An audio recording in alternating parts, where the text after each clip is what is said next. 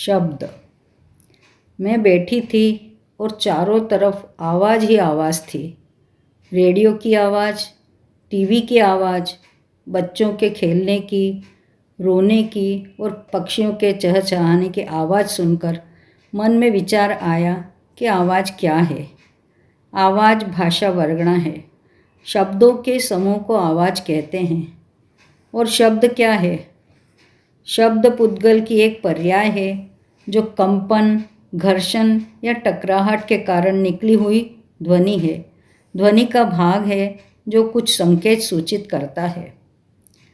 शब्द दो प्रकार के होते हैं, अभाषा रूप और भाषा रूप।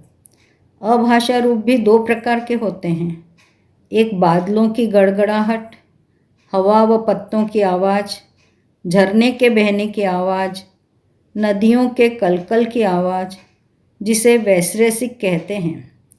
दूसरे प्रायोगिक होती है जो प्रयोग द्वारा या पुरुष द्वारा उत्पन्न की जाती है। प्रायोगिक शब्द चार प्रकार के होते हैं, तत्, वितत, घन और सौशिर। चमड़े से मढ़े हुए, पुष्कर, भेरी और दरदूर से जो शब्द उत्पन्न होता है वह तत् शब्द है। तांत वाले, वीणा और सुघोष आदि से जो शब्द उत्पन्न होता है वह वितत शब्द है। ताल, घंटा और लालन आदि के ताड़न से जो शब्द उत्पन्न होता है वह घन शब्द है। तथा बांसुरी और शंख आदि के फूंकने से जो शब्द उत्पन्न होता है वह सौशिर शब्द है। भाषा रूप शब्द भी दो प्रकार के होते हैं, अनअक्षरात्मक और अक्षरात्मक। दो इंद्रिय, तीन इंद्रिय, चार इंद्रिय, पंचेंद्रिय तिर्यंच बोलते हैं वह अनक्षरात्मक है। हम उनको लिख नहीं सकते, लिपिबद्ध नहीं कर सकते। दूसरी साक्षर रूप जो हम व्यवहार उपयोग में लाते हैं, शास्त्रों की रचना करते हैं, ये दोनों भी प्रायोगिक ही हैं। टेलीफोन, टीवी, रेडियो, मोबाइल आदि सब शब्द के ही उदाहरण हैं। मन से शब्द स्थूल है, सुन तो सकते हैं पर पकड़ नहीं सकते, और शब्द से स्थूल काया है। शब्द शब्द मिलकर वाक्य बनता है, वाक्य वाक्य मिलकर पैराग्राफ बनता है, पैराग्राफ पैराग्राफ मिलकर पन्ने, और पन्ने पन्ने मिलकर ग्रंथ बनता है। शब्दों की महिमा निराली है। जड़ रूप पुद्गल की पर्याय होने के बाद भी मन चेतना की अभिव्यक्ति का साधन शब्द ही है। शब्द अपने आप में शस्त्र या शास्त्र भी हो सकता है। शब्द अंतरात्मा तक पहुँचने वाला तरल, सरल एवं संवेदनशील निर्झर भी हो सकता है। शब्द किसी का एहसास तो किसी की उपलब्धि और किसी की अनुभूति भी हो सकता है।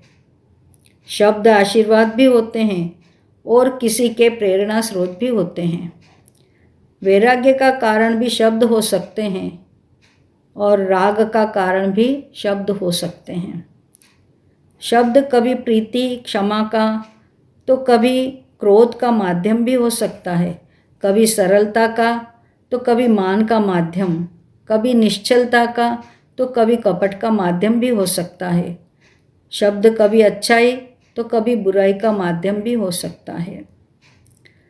शब्द के द्वारा ही हम प्रेम, वात्सल्य, करुणा, भक्ति, भय, शोक, जुगुप्सा आदि आवेगों को प्रदर्शित करते हैं। शब्दों के द्वारा ही एक दूसरे को पहचाना जाता है। सामने वाले के भावों को शब्दों के द्वारा ही जान सकते हैं।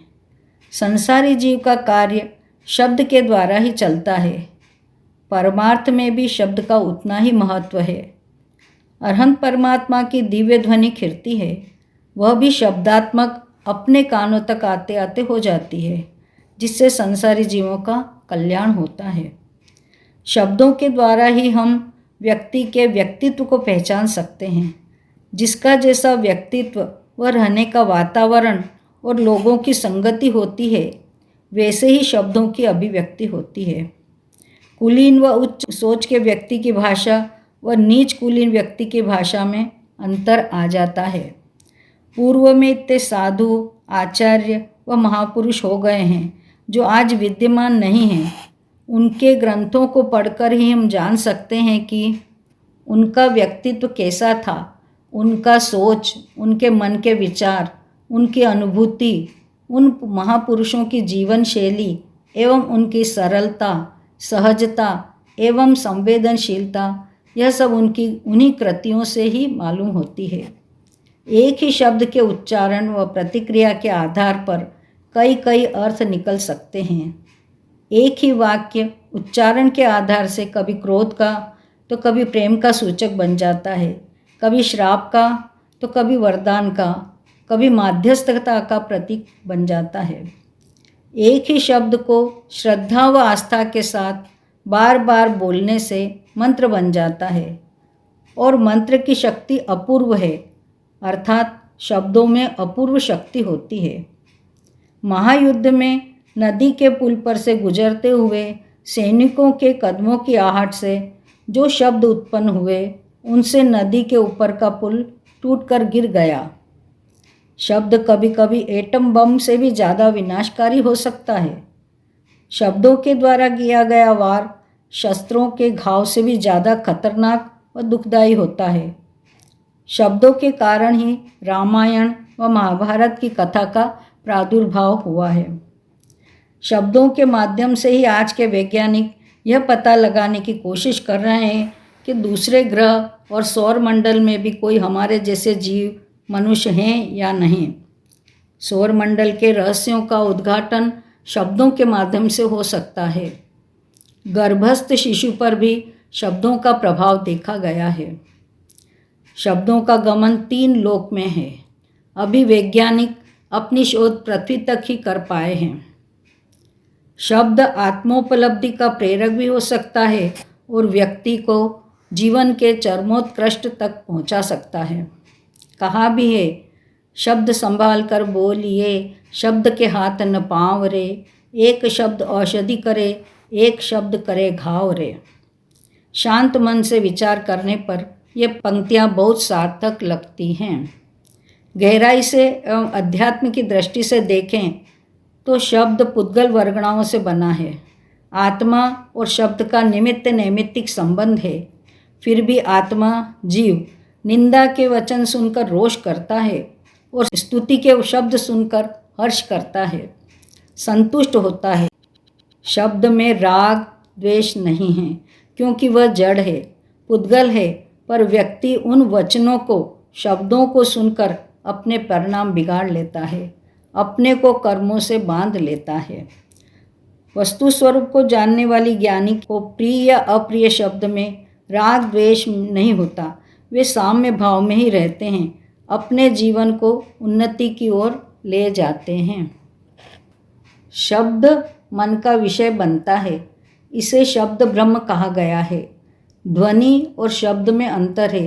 ध्वनि कान का विषय बनता है। शब्द जब भीतर कानों के द्वारा जाता है तब शब्द के अर्थ को समझा जाता है। प्रत्येक शब्द का मूल्य है। पहला शब्द सुना कि दूसरा शब्द आ जाता है, अतः उसे भी समझना मन का विषय है। अंत में यही लगता है कि कर्म प्रकृति द्वारा प्रदत्त इस अमूल्य और अनुपम भेंट का अच्छा उपयोग करना चाहिए। हित मित मधुर शब्द बोलकर दूसरे को शांति प्रदान करें, अपने व दूसरों के परिणाम अच्छे रहें, व सब सुख शांति प्राप्त करें, यही प्रयत्न करना है। यह शब्द अनुपम भेंट है, ना कर इसको व्यर्थ। आशा हित प्रिय वचन से जान स्वपर का अर्थ।